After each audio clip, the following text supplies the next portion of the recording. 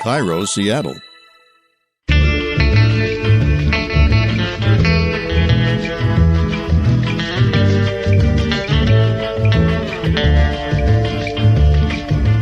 I'm Rachel Bell, and this is Your Last Meal, a show about famous people and the stories behind the foods they love most.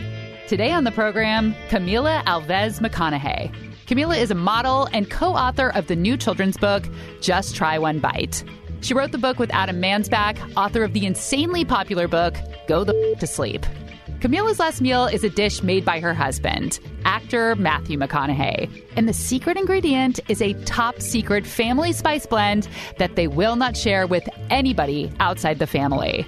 But as I learned over the past week or so, a lot of beloved family recipes aren't as pure as they seem. Everyone loved Mom's lasagna. When my mother passed away, I was talking to my sister about it, and that must have been a recipe that was handed down, from grandmother to my mom for generations. And then my sister said to me, "No, Mom got it from the back of a jar of ragu." I got dozens and dozens and dozens of messages just like this. And I will share some of those stories coming up. And Camila is from Brazil, so we'll learn a bit about the cuisine and the history with Brazilian food writer Jaine Matkovic. But first, my conversation with Camila Alves McConaughey.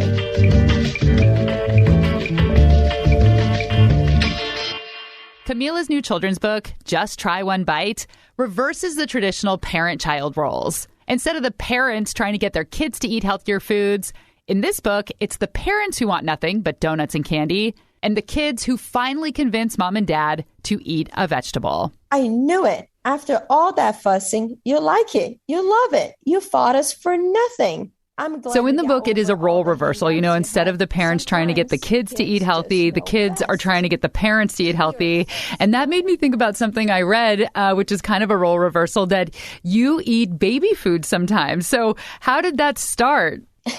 That is a funny thing. After I gave birth to my third child, Livingston, he is 9 years old now. I was making all the baby food and all that stuff, and I liked it. And, I just kind of would eat here and there, whatever leftovers was there. And I went on this journey to build up this company called Yummy Spoonfuls, which started as frozen organic baby food. Look, we had to really create something different. Nobody was doing frozen baby food on a mass scale. And we had to do a lot of testing, a lot of trial, a lot of different recipes. And I just started loving it because the food was really good. It just tasted really, really yummy. So for a snack, I'll just grab one of the baby foods that we had. And that's kind of how that started. And then I started to incorporate into different recipes. I mean, it works. But it has to be good. If you're buying the stuff just off the shelf, that stuff doesn't taste that good. And it's got so much sugar content in it. So that's not going to work. So if anybody's listening, that's not the kind of baby food I was eating. And also, if you think about it, the way you're describing it, then it's just vegetable and fruit purees, right? Baby food makes it sound kind of silly, but you're just eating pureed food. It was fresh vegetables, fresh fruits, lightly cooked, and then immediately frozen. So it's as fresh as you can get. So I read that you actually will cook with them, too, and not just eat it plain. What is, one of your favorite recipes that incorporates one of the baby foods? So I used to incorporate, some of the pear sauce and applesauce for baking. So instead of using sugar and things like that, different cakes or cookies. And then, quite honest, we had 2 or 3 different kinds that were so good that I would just saute it with the veggie ones, that I would just saute it with garlic, onions, some tomatoes and salt and cook it. It would be the most amazing soup, just ready to go. I will say you're not the first person I've interviewed on this show that eats baby food. Tennis star Maria Sharapova also, when she was competing, ate a lot of baby food. Really? Yeah. I do not know. Fun fact. But again, I want to make it clear. I was eating the fresh stuff. Yes. You go and open that, that jar that looks horrible on the shelf. You're like, what is she talking about? This is horrible. It smells bad. Those smell funky. When we come back, Camila shares her last meal. And what if Grandma's famous fried chicken is really just a bucket of KFC served on a nice serving dish? Listeners share stories of when they learn the truth about beloved, quote, family recipes.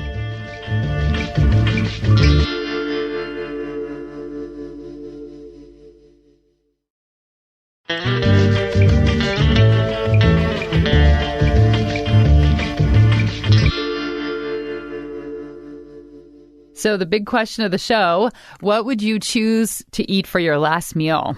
Oh, I would choose to eat the cheeseburger that my husband makes. Tell me more. What is it like? It's just really good. Either that or the ribeye that he makes. The ribeye, I think I'm going to change to the ribeye. Okay, you can change. Yeah, I think I'm changing to the ribeye. I'll have the ribeye with the yuca fries. I actually just watched a little video on your Instagram today of your kids like snatching those off the plate super quick. They're so good, guys. They're so good. Yes, I think just a plate of steak, yuca fries, and kale. So I take kale. Camila says her husband Matthew's steak is special. We have a special seasoning that I cannot share. Sorry. Oh, okay. Just for your family? We give it to friends and family for Christmas. Every time somebody runs out, they send a picture of the empty jar going, "Can I please have some more?"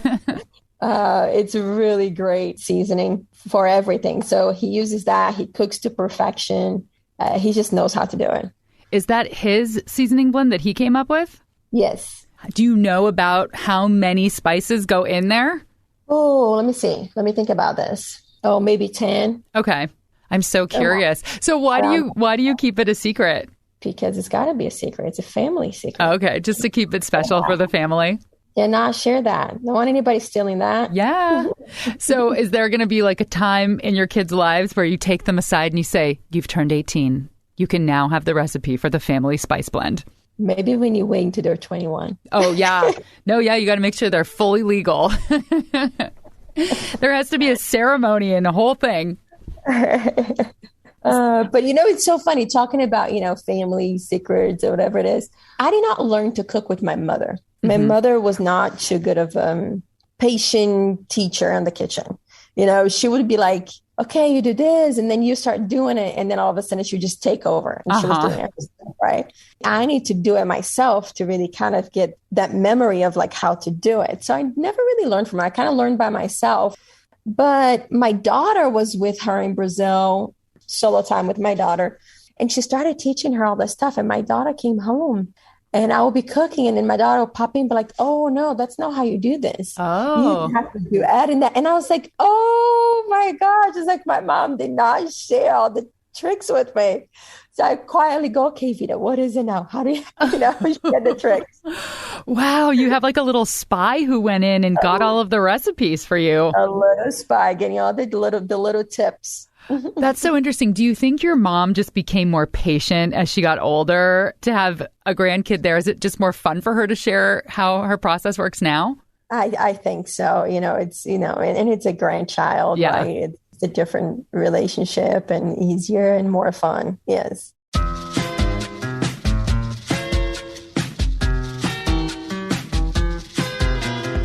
For her last meal, Camila wants a ribeye prepared by her husband with the secret family seasoning blend, yuca fries, and sautéed kale. And as soon as she started talking about this 10-spice seasoning blend, I instantly thought of the most clever thing on social media, the KFC Twitter page. KFC has 1.5 million followers, but they are only following 11 accounts. Herb Alpert, Victoria Beckham, Herb Waters, Mel C.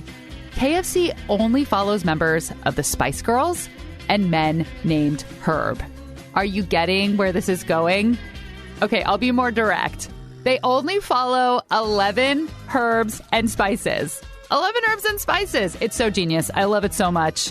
Someday I hope my legacy is something as grand as the KFC Twitter account.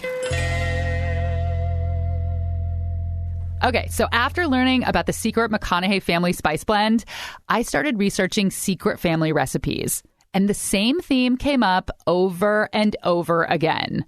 Recipes that people thought were their grandmas or their dads or their aunts, passed down from generation to generation, were not.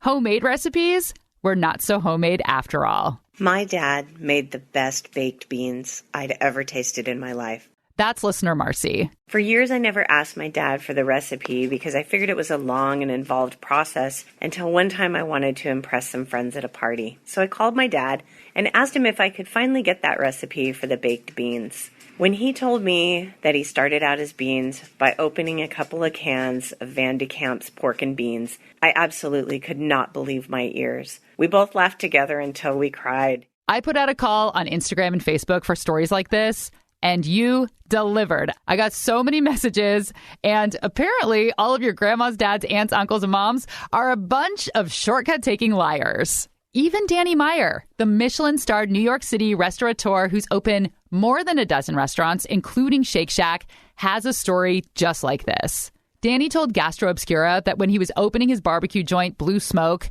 he wanted to serve his dear departed grandma's potato salad, the best potato salad he'd ever had. So he hunted down the 3x5 card where she had scrawled the recipe by hand and gave it to his cooks to recreate. And when he came back to the kitchen for a tasting, he was flooded with nostalgia. They got the recipe exactly right. But the cooks could not stop giggling. So Danny asked them, "What is so funny?" They pulled out a big jug of Hellmann's mayonnaise and printed right on the back of the jug was the same exact recipe. Danny's family's beloved potato salad was actually just the official Hellmann's recipe for potato salad.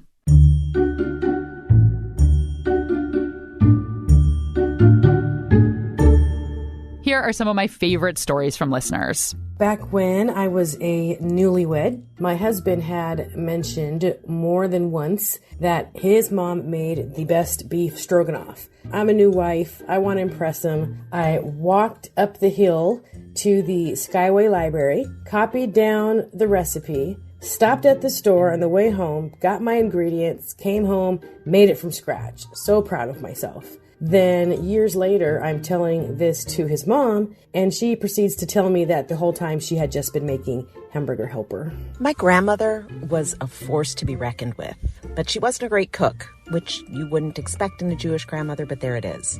One thing that she made that was always great was matzo balls. Every year we would try to find out how she made the matzo balls because they were so good. She would never tell. She said, "That's my secret recipe. I'm not sharing it." One year, she finally relented by handing my mother the Manischewitz mix box. She didn't do anything special. She used the mix. She followed the directions. So now that's my secret recipe. I'm not ashamed, and I'm not afraid to share it. My husband used to rave about this split pea soup that his childhood friend's mother used to make. It was his all-time favorite meal, best thing he's ever had, but he thought he'd never get to have it again since they grew up and lost touch.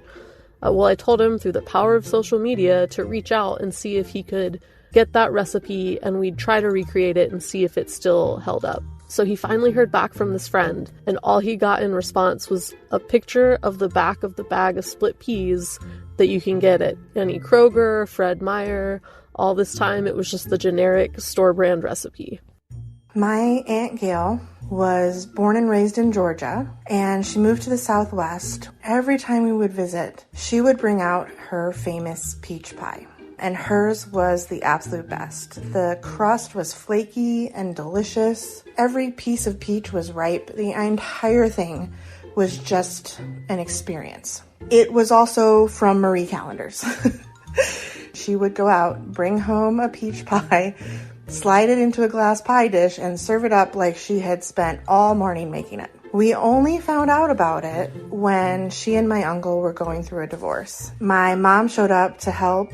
She was helping pack up the kitchen, and she opened one of the lower cabinets, and all of these Marie Callender pie tins came sliding out, like 100 of them. And that's when my Aunt Gail came clean about the fact that her famous peach pie was not her famous peach pie.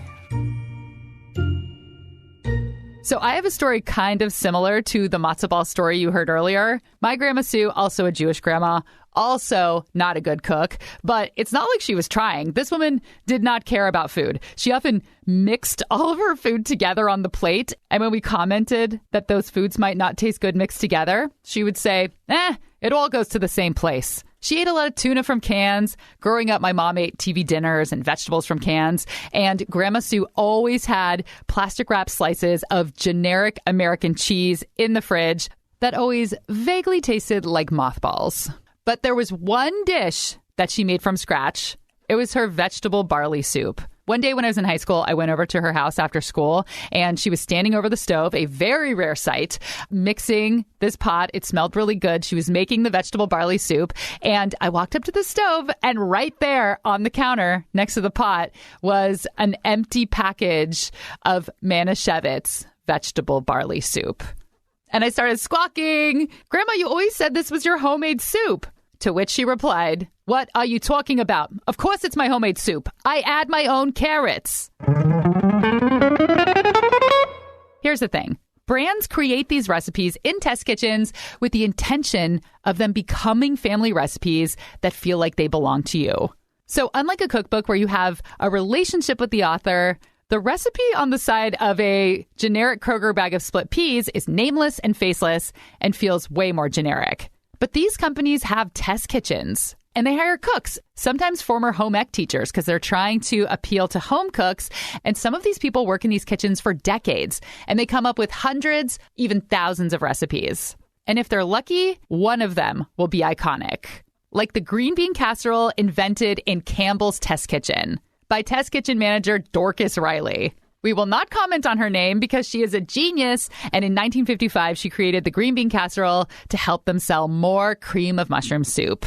A few years ago, baker Stella Parks of Serious Eats and Braveheart cookbook fame pretty much upset the entire state of Florida when she revealed through research and records that she found that key lime pie is actually not from Key West. She says it was invented in New York by Borden Milk Company in order to sell more sweetened condensed milk.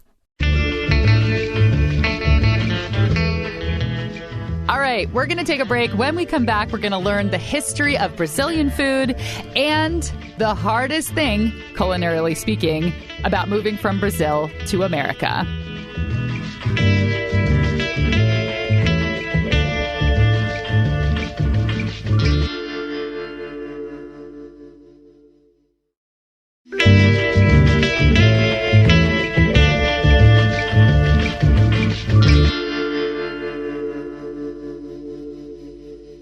You grew up in Brazil. I'm curious, who cooked in your family growing up, and what were some of the foods that you ate all the time that you really loved? The cooking influence was really my mom and all my aunts and my grandmother. All the ladies, they all cooked really well. You know, we had a lot of rice and beans, and that's kind of staple of Brazil, but it's different ways. Like you go to different states, it's different ways of making it.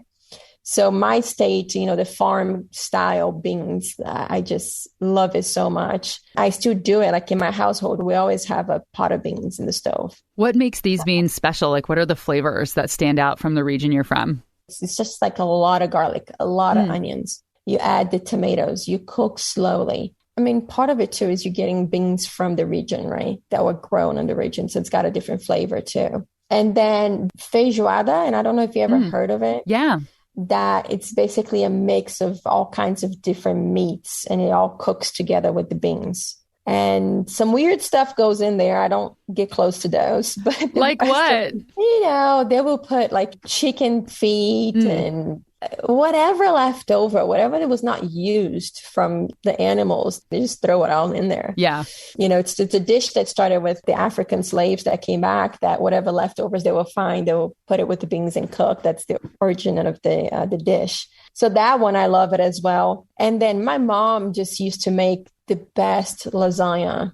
And I do a version for my kids. It's not as good as hers, but you know, you do the layers, meat sauce, and then ham, cheese, meat sauce, ham, cheese, the pasta, you know, so it's very meaty. It's not the Italian version with ricotta cheese and spinach. Is it like deli slices of ham?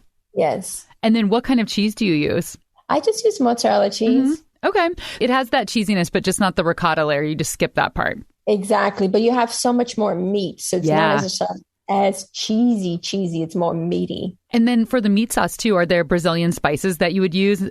Is it still like a tomato-y meat sauce? No, it's just a tomato meat sauce. So, you know, Brazilian spices are very simple. It's not like Indian food or it's very basic. It's like, you know, garlic, salt, onions, tomatoes. Like that's kind of like the base for a lot of our things that we start with. I feel like I kind of cook like that mostly too. If I have garlic, lemon, olive oil and salt. Anything tastes good. Yeah.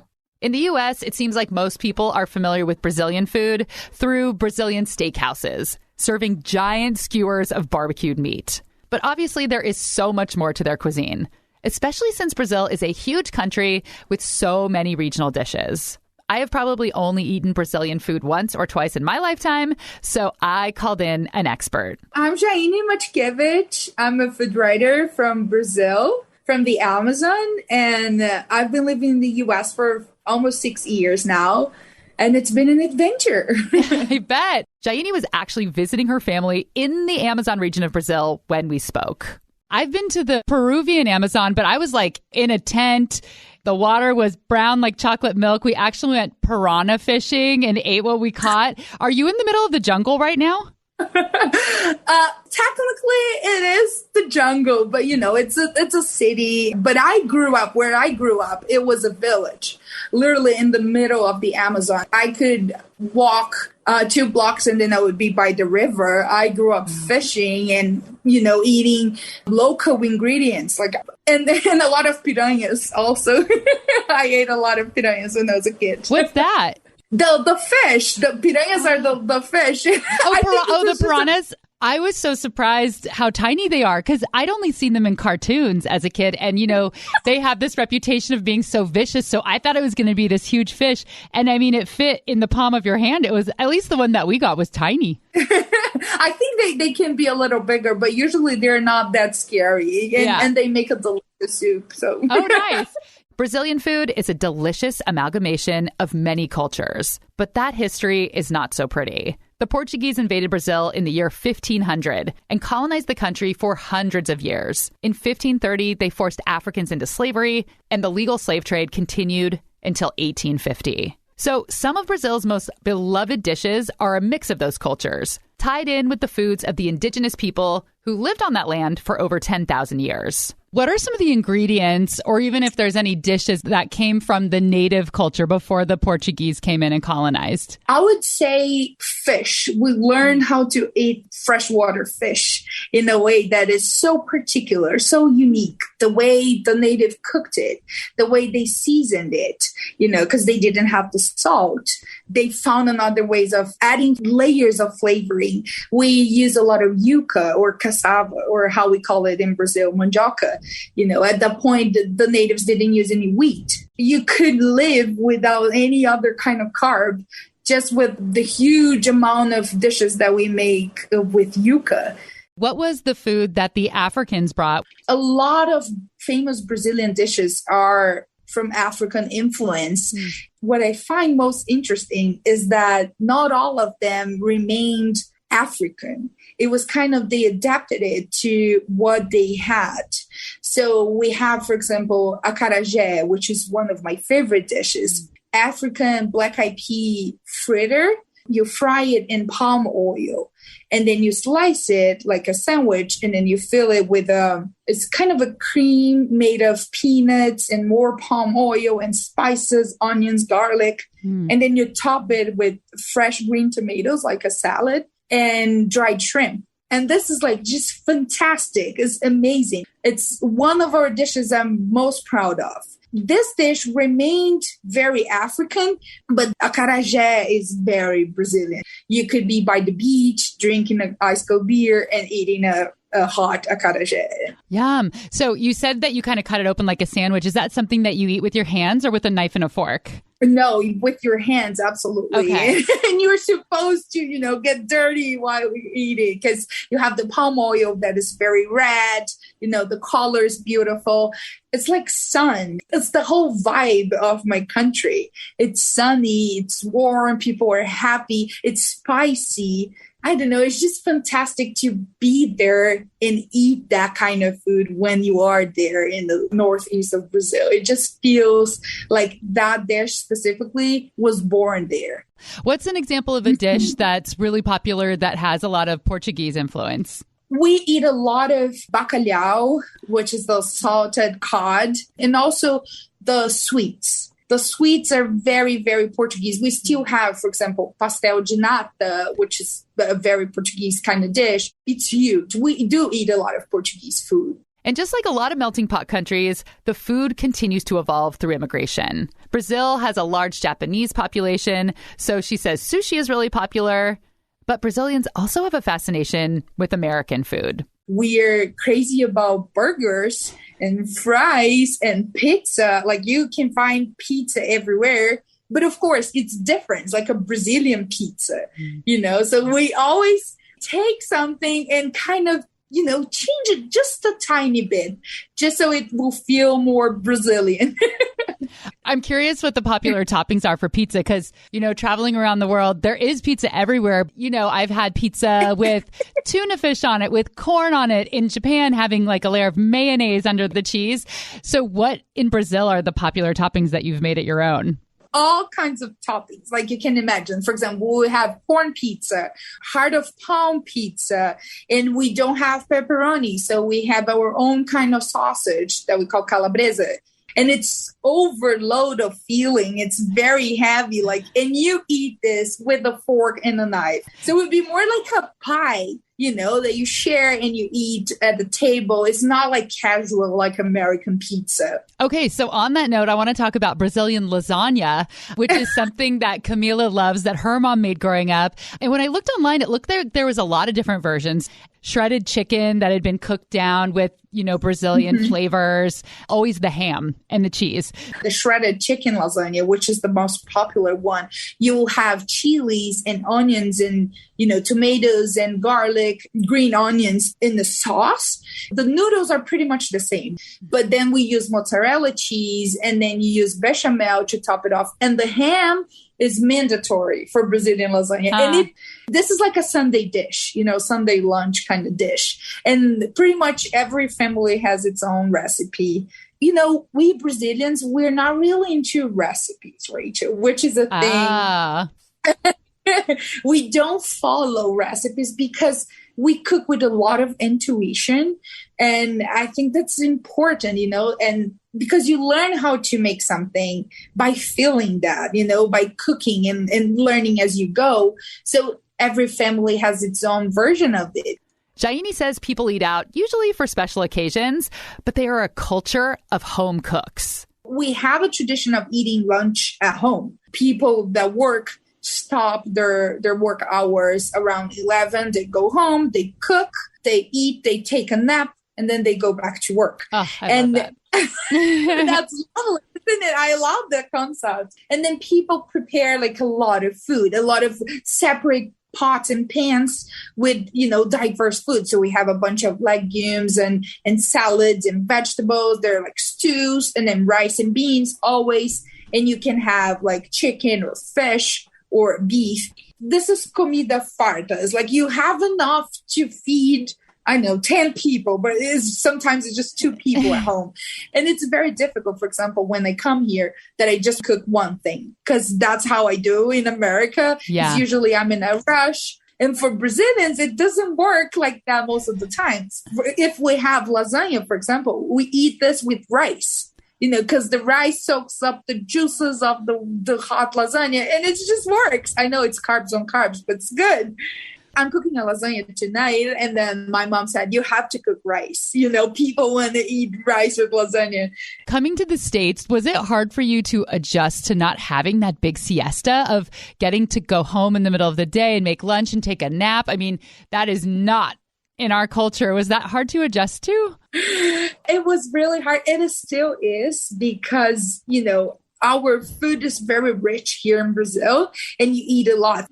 You have to take that time to let your body do the work and then, relax a little bit. It was really, really hard for me at first to get used to just eating a sandwich, for example, because it doesn't happen here in Brazil. You don't eat a sandwich for lunch. I think nowadays I feel more comfortable with it. I'm just going to eat something lighter and then I'll keep working. But I honestly hope eventually I'll have the privilege of sleeping after lunch again. Yes. I'm back at the office now for the first time in a long time.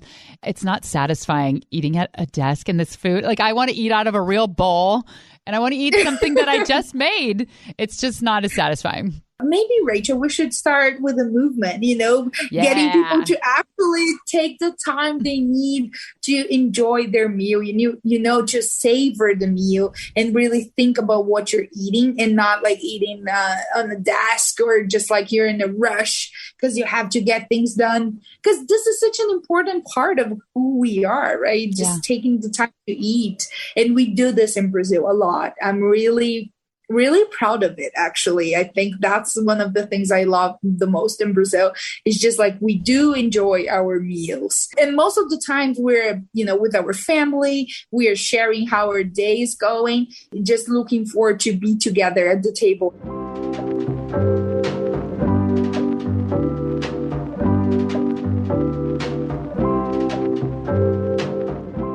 Let's check back in one more time with Camila. I read that you love to floss. Is that true? Oh my gosh. It's crazy. I cannot go without flossing. And this might get too much information, but it's not necessarily that I like it. It's because I have to. I get headaches. Like if I have anything stuck between my teeth, I don't know if anybody listening has the same experience, but I have to get things out. Like I cannot have things stuck in there. So I carry a floss everywhere.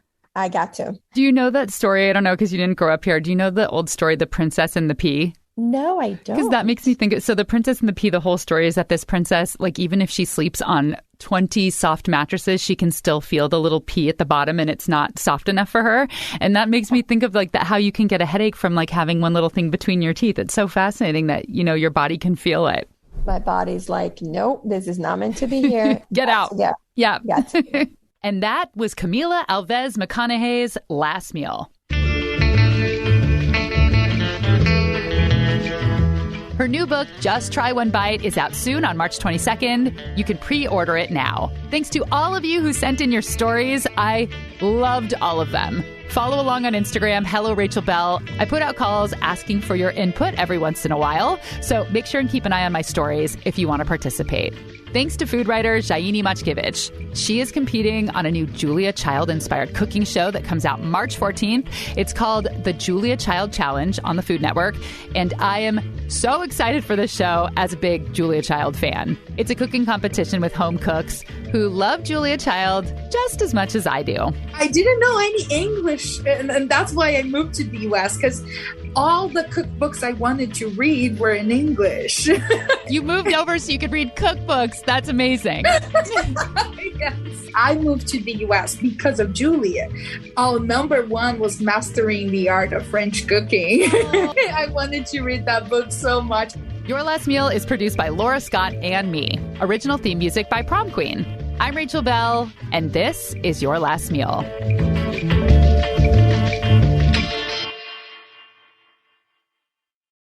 It was so special to get to have Granny's pickled beets. And I remember thinking, like, I want to do this one day. I want to grow food and put love for people into sharing these food experiences.